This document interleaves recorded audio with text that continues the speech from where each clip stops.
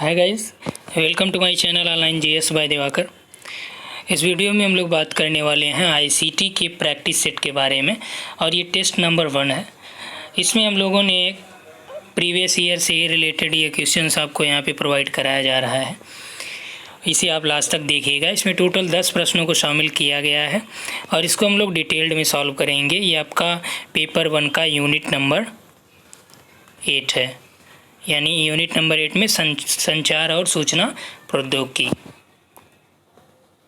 तो पहला प्रश्न है कि निम्नलिखित कंप्यूटर संगठकों में से कौन सा पहुंच की गति की दृष्टि से द्रुत होता है, अर्थात कि which one of the following computer components is fastest in terms of speed of access. यानी कि कौन सा कंप्यूटर के जो यहाँ पे कंपोनेंट दिए गए हैं उन कंपोनेंट्स में से जो आपका इसमें बहुत तेज़ है, यानी स्पीड ऑफ एक्सेस पहुँच की गति से बहुत तेज़ है, वो कौन सा है। USB drive, solid state drive, या फिर रैम, या फिर हार्ड डिस्क। तो यहाँ पे इसका मतलब ये हुआ कि जो भी कंप्यूटर के यहाँ पे कंपोनेंट्स आपको दिए गए हैं उन कंपोनेंट्स में कौन सा ऐसा कंपोनेंट है जो बहुत तेज़ एक्सेस करता है, अर्थात कि जब आप यूएसबी ड्राइव लगाएंगे तो पहले वो तो आपके कंप्यूटर में इंस्टॉल होगा, या जब इंस्टॉल हो जाएगा तब वहाँ से आप एक्सेस करेंगे, फिर जो भी आपको फ़ाइल खोजनी है वहाँ पर आप खोजेंगे। सॉलिड स्टेट ड्राइव में भी सेम प्रोसेस करना होगा, हार्ड ड्राइव में भी। लेकिन जो आपका यहाँ पे देखिए थर्ड ऑप्शन है रैम। रैम यानी कि रैंडम एक्सेस मेमोरी।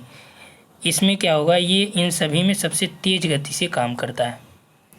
इसमें होता ये है कि ये आपका पहले से कंप्यूटर में ही होता है, और ये यदि मान लीजिए आपने कंप्यूटर के किसी फंक्शन को आपको खोलना है, पहले से खोल रखे हैं, तो इनके बीच में एक होता है कैश मेमोरी भी होती है। तो ये कैश मेमोरी क्या होती है, एक क्षणिक मेमोरी होती है। और जब भी आप कोई देखिए कि जब भी आप कोई चीज़ खोलते हैं या कोई मान लीजिए फ़ाइल खोलते हैं या कोई फ़ाइल का फ़ोल्डर खोलते हैं, तो पहली बार जब आप खोलेंगे तो थोड़ा सा उसमें टाइम लगता है खोलने में, लेकिन दोबारा जब आप उसको क्लिक करते हैं तो बहुत स्पीड से वो आपका एक्सेस करता है। तो उसी को जो दोबारा से होता है वही आपका होता है कैश मेमोरी, क्योंकि वो आपका उसमें पहले से उसका लिंक या वो वहाँ पे पहुँच को पहले से सेव कर देता है। ठीक, तो ये जो होता है ये आपका रैम, ये पूर्ववर्ती बाइट्स को छुए बिना मेमोरी के किसी भी बाइट तक यहाँ पे आपका पहुँचा जा सकता है। और इसमें RAM server, PC, tablet, smartphone, कई उपकरणों में ये सभी आपका विद्यमान होता है जो रैम है। ठीक, नेक्स्ट है इंटरनेट पे परिभाषित शब्दावली में परिवर्णी शब्द WISIWYZ, इसका अर्थ क्या होता है इंटरनेट में। जो ये इंटरनेट की टर्मिनोलॉजी है, इसमें इसका मतलब क्या होता है, अर्थात कि देखो सो पाओ। WISIWYG, अर्थात कि वाट यू सी। W से हो गया वाट, U से, Y से U, S से आपका C, I से इज़। ठीक, और W से वाट, Y से यू, और G से हो गया गेट, अर्थात कि what you see is what you get, अर्थात देखो सो पाओ। तो ये आपका कंप्यूटर से रिलेटेड ही टर्मिनोलॉजी है। इसका जो राइट आंसर हो जाएगा यहाँ पे देखिए, what you see is what you got. देखिए गॉट का ये मतलब हो गया कि प्राप्त किया। ये यहाँ पे आपको ये चीज़ें ध्यान देनी है। गेट देखिए यहाँ पे गॉट है, सब चीज़ें सेम है यहाँ पे, लेकिन सा है यहाँ पे। What you see is what you get, तो राइट आंसर इज़ 2। नेक्स्ट आइए, एक समूह को डिजिटल प्रौद्योगिकी की उपलब्धता और दूसरे समूह को इसकी अनुपलब्धता से जो विषमता उत्पन्न होगी उसे क्या कहा जाएगा। अर्थात कि एक आपके पास ऐसा ग्रुप है जो पूरी तरह से यानी कि टेक्नोलॉजी से परिपूर्ण है, दूसरा है कि उसे टेक्नोलॉजी का कोई नॉलेज ही नहीं है। तो इसे क्या कहते हैं, इसे इंटरनेट इनइक्वालिटी कहेंगे आप, या फिर वेब इनइक्वालिटी कहेंगे, या टेक्नोलॉजिकल कहेंगे, या फिर डिजिटल डिवाइडेड कहेंगे। तो इंटरनेट इनइक्वलिटी का मतलब हो गया कि ऐसा क्षेत्र जहाँ पे कहीं पे इंटरनेट तेज़ चल रहा है, कहीं पे कम चल रहा है, तो ये तो इंटरनेट हो गया। वेब इनइक्वलिटी यानी कि कुछ फील्ड की वेबसाइट ज़्यादा है, कुछ फील्ड में कम है, तो ये तो वेब की इनइक्वलिटी हो गई। और अगला है कि टेक्नोलॉजिकल यानी प्रौद्योगिकी असंतुलन या फिर डिजिटल विभाजन। ठीक, यहाँ पे देखिए प्रश्न आपका इंग्लिश में देखिए कि a groups access to digital technology and another groups lack of access to it will cause a disparity known as. तो जो डिजिटल टेक्नोलॉजी की डिस्पैरिटी है उसे डिजिटल डिवाइडेड ही तो कहा जाएगा। जो डिजिटल इंडिया की बात हम लोग कर रहे हैं, उस डिजिटल इंडिया में आपका इस टेक्नोलॉजी की ही उपलब्धता की ही तो बात की जा रही है। डिजिटल विलेज की बात की जाती है जहाँ पे डिजिटल उपलब्धता कराई जाती है टेक्नोलॉजी की।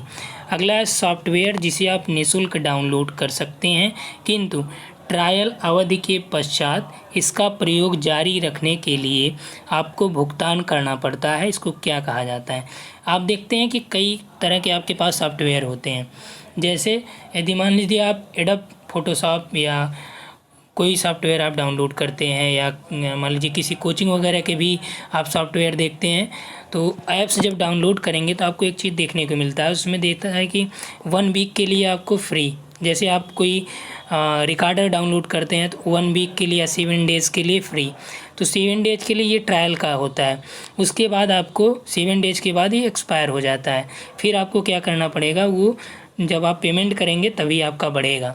ठीक, अब देखिए इसको अवधि को बढ़ाने के लिए आपको क्या करना पड़ेगा। यहाँ तो इस पहले सही उत्तर देख लें, फिर आपको यहाँ पे एक टेक्निकल बात हम बताते हैं।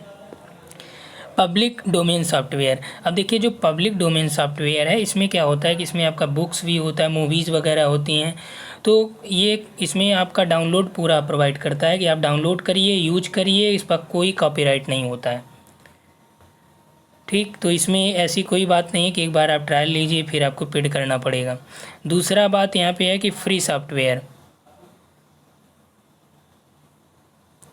दूसरा यहाँ पे फ्रीवेयर। तो फ्रीवेयर का मतलब कि फ्री होता है। अगला ओपन सोर्स सॉफ्टवेयर में, तो ओपन सोर्स सॉफ्टवेयर भी ऐसे ही सॉफ्टवेयर होते हैं जैसे लिनक्स वगैरह हैं, ये सभी सॉफ्टवेयर आपके ओपन सोर्स सॉफ्टवेयर के अंतर्गत शामिल किए जाते हैं।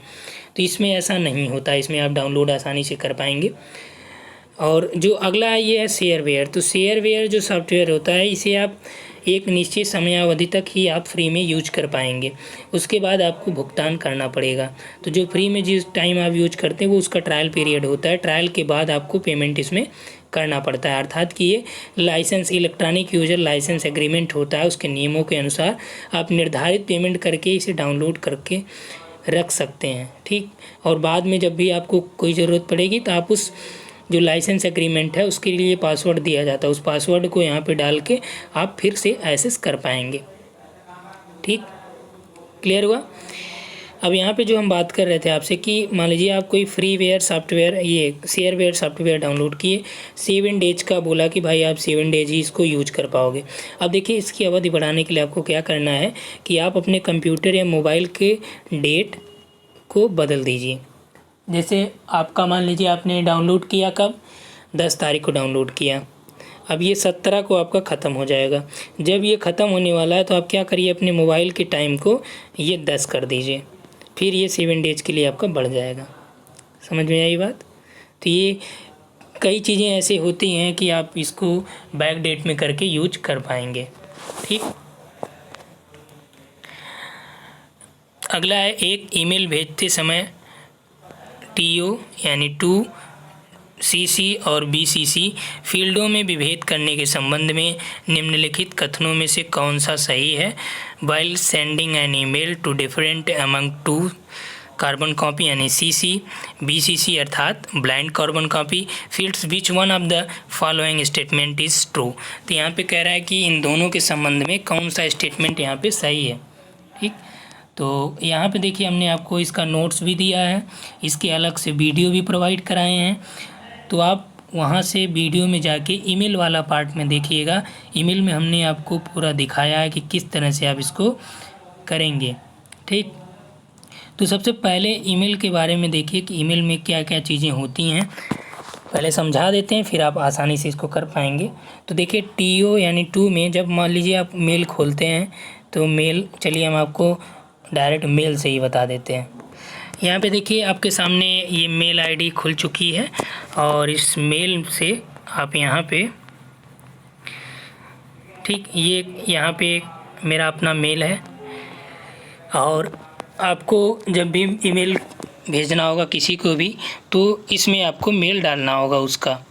और यदि आप चाहते हैं कि जो मेल आप, मान लीजिए यहाँ पे कोई एक कैंडिडेट है, इसको आप मेल कर रहे हैं तो, और आप चाहते हैं कि जो मान लीजिए आपका कोई दोस्त है या आप किसी कंपनी का, सपोज दैट आप किसी कंपनी के अधिकारी हैं और आप उस कंपनी के किसी एक कर्मचारी को मेल भेजना है आपको किसी के संबंध में।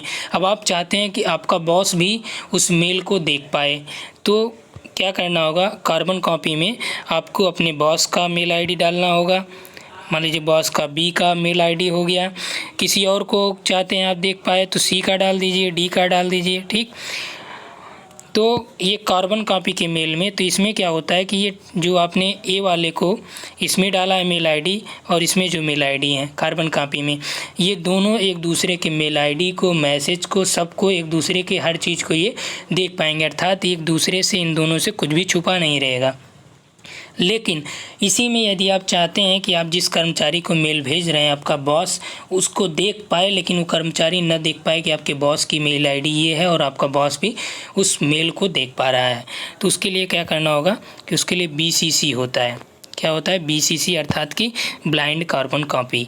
ब्लाइंड कार्बन कॉपी में मान लीजिए आपने जेड नाम से आपका कोई व्यक्ति है जो आप चाहते हैं कि यह व्यक्ति इन दोनों के मेल को देख पाए, यानी कि TO और 2 और CC के, लेकिन ये दोनों BCC के यानी इस व्यक्ति के मेल को नहीं देख पाएँ, तो उसके लिए क्या करना होगा, उस व्यक्ति का मेल आपको कहाँ पे लिखना होगा, BCC में लिखना होगा।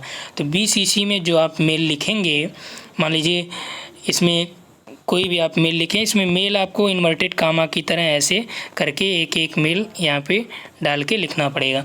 इस तरह से आप लिख देंगे तो यहाँ पे जो आपने मेल डाला है BCC का, ये इनका भी मेल देख पाएगा, इनका भी मेल देख पाएगा, कितने लोगों भेजा गया, ठीक।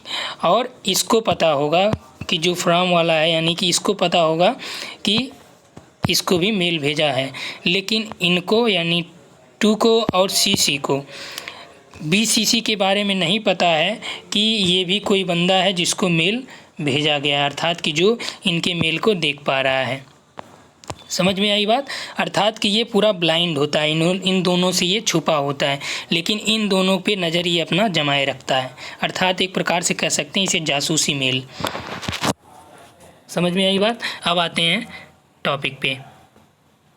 अब देखिए पहला ऑप्शन यहाँ पे देखिए 5वें प्रश्न का, कि यहाँ पे दे रहा है कि 2 फील्ड में प्राप्तकर्ता BCC और CC फील्डों में विद्यमान ईमेल पतों को देख पाएगा। तो ये इसका ही केवल देख पाएगा, इसका नहीं देख पाएगा, ठीक। तो ये आपका रंग हो गया, जैसा हमने आपको बताया वैसे ही सेम करना है। और इस पर देखिए आपका एक प्रश्न तो निश्चित ही रहता है।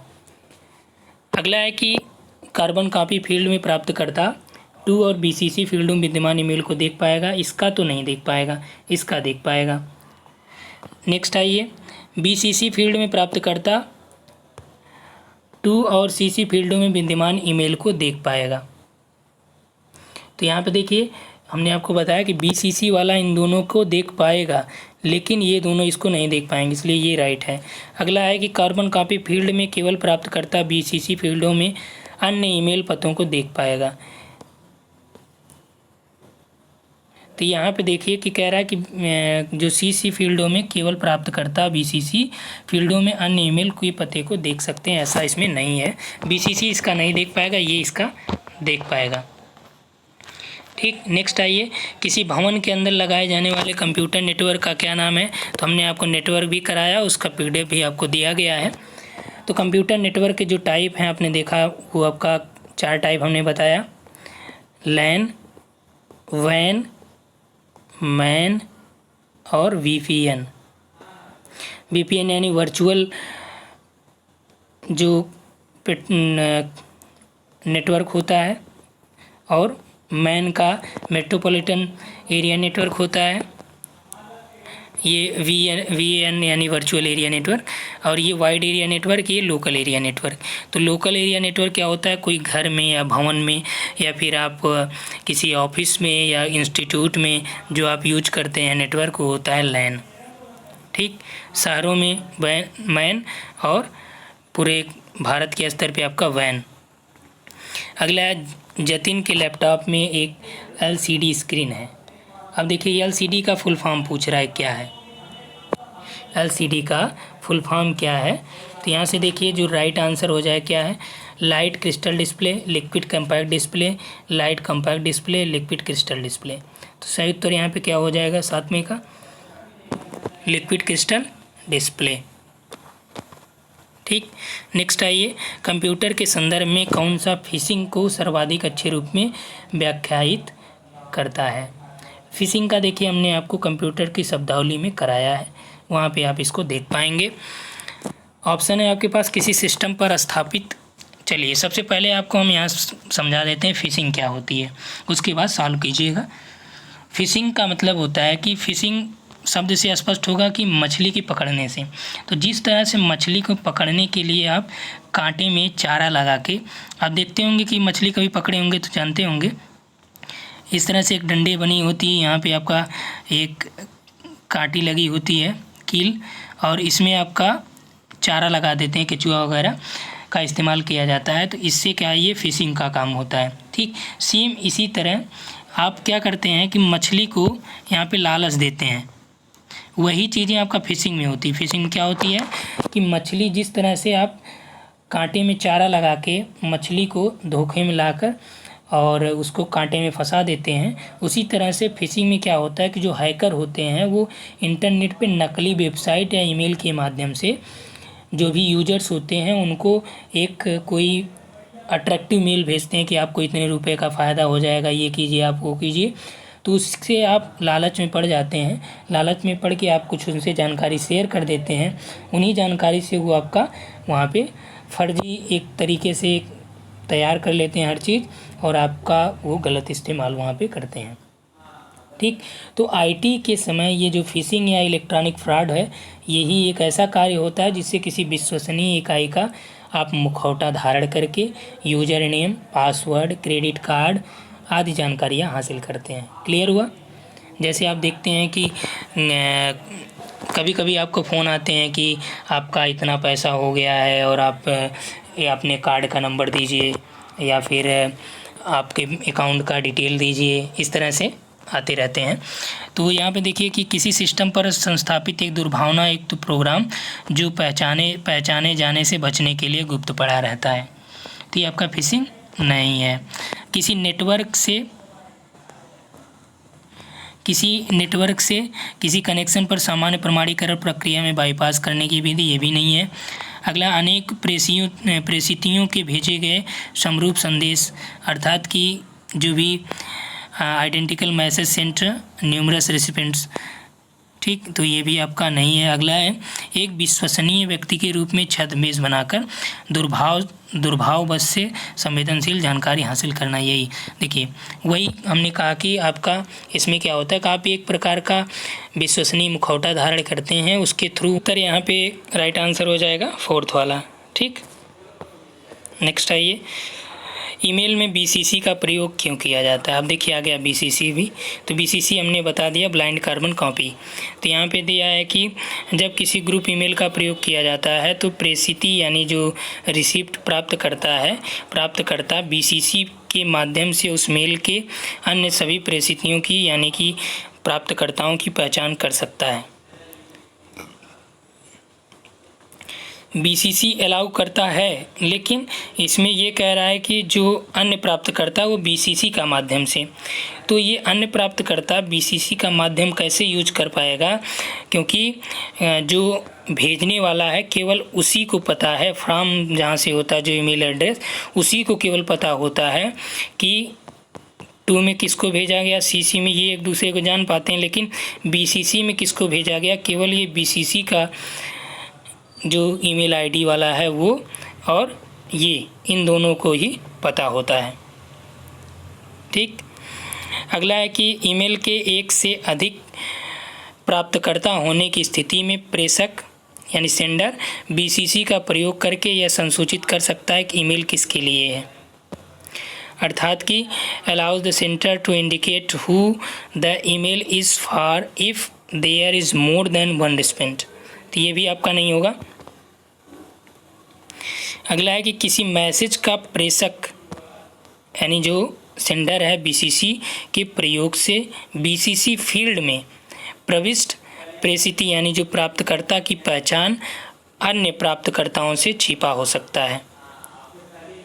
तो ये देखिए कह रहा है कि इसी फील्ड में, अर्थात कि देखिए ध्यान दीजिएगा कि बीसीसी फील्ड में प्रविष्ट प्रेषित यानी कि जो प्राप्तकर्ता की पहचान अन्य प्राप्तकर्ताओं से यानी प्रेषितियों से छिपा हो सकता है। तो कैसे छिपा हो सकता है? क्योंकि बीसीसी में ही यदि एक मेल आपने ये डाला, दूसरा मेल ये डाला, तीसरा मेल ये डाला बीसीसी फील्ड में ही, तो ये तो इसको जानेगा ना, क्योंकि ये बीसीसी फील्ड में ही है, बीसीसी के भीतर ही है।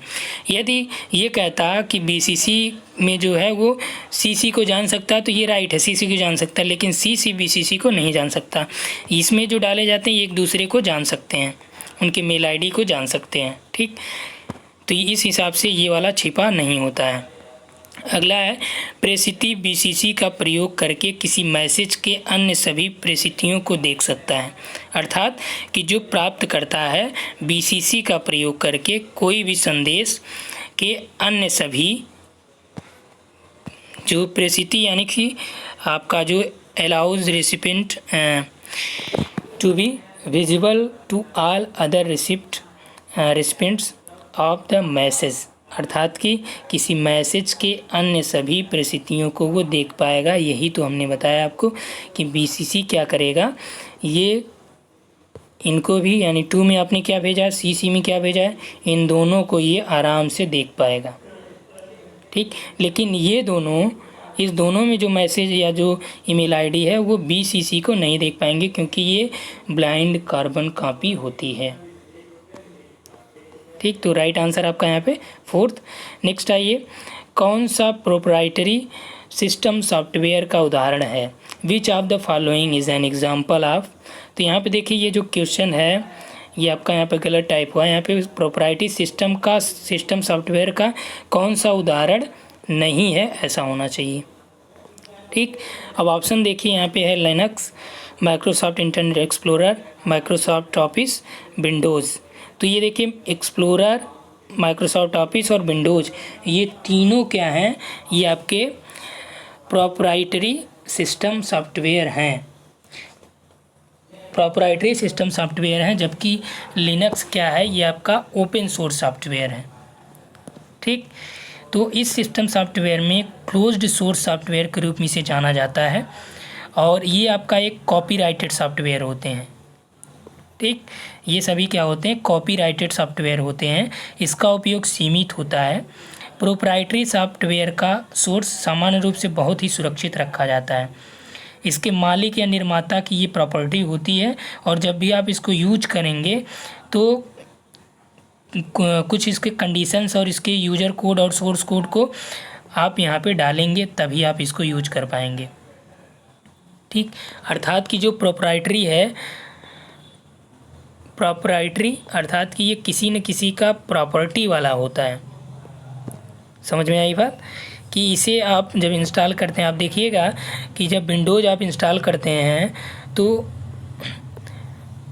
कुछ विंडोज़ की आप सीडी पायरेसी करते हैं, जो सीडी पायरेसी वाले विंडोज़ होते हैं उसको आप आसानी से यहाँ पे इंस्टॉल कर पाएंगे। लेकिन जो कॉपीराइटेड या जो ओरिजिनल विंडोज़ है, ओरिजिनल विंडोज़ के लिए आपको यहाँ पे प्रोडक्ट की डालनी पड़ती है जो 25 अंक की होती है। बिना प्रोडक्ट की डाले ये आपका ओपन नहीं होगा। ठीक, तो ये 10 टोटल क्वेश्चंस थे जो आपके आईसीटी से रिलेटेड थे और ये बहुत ही महत्वपूर्ण है, इसको आप डिटेल में देखिए। उम्मीद है आप सभी लोगों को पसंद आएगा। तो वीडियो को लाइक करिए, शेयर करिए और सब्सक्राइब करना मत भूलिएगा। Thanks for watching.